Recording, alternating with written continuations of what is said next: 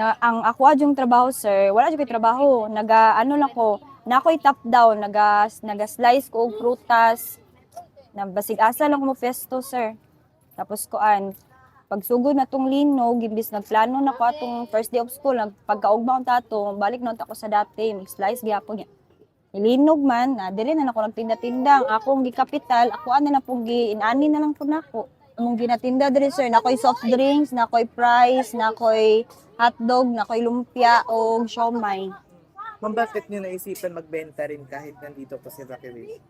Siyempre sir, kay naman tay obligasyon, naman ko'y mga anak niya, ang among pang-adlaw-adlaw, all tinuod, ginatagaan og mga ayuda diri, pero dili man pud perminti nga magsalig ta anak, kay naman tay mga baryon nun, nana good sir, ya to mga needs sa pag guman ani tanan, dili laman pud kanang kuan, na jud tay inani jud dapat, tinda-tinda gid ginagmay. Anang balay sir, di siya maingon nga sira sir.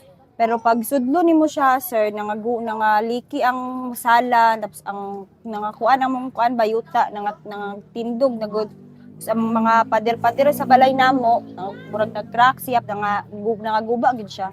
Dili siya maingon nga wala naguba gid siya. Nagpunta rin kayo ma'am dun sa NHA po para sa assistance ma'am sa bahay po.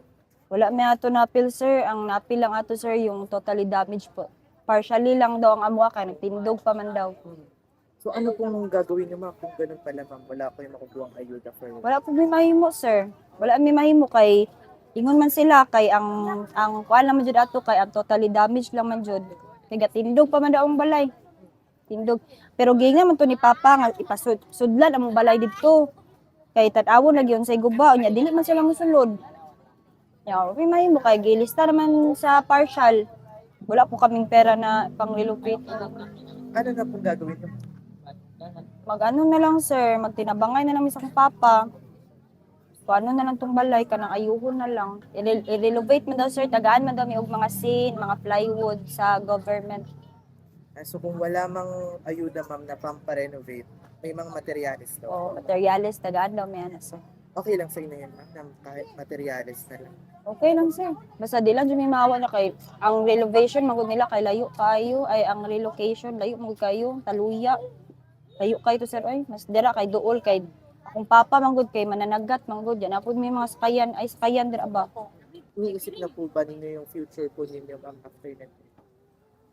Sa karon sir akong among una jud karon sir nga makabangon jud mi og balik sir.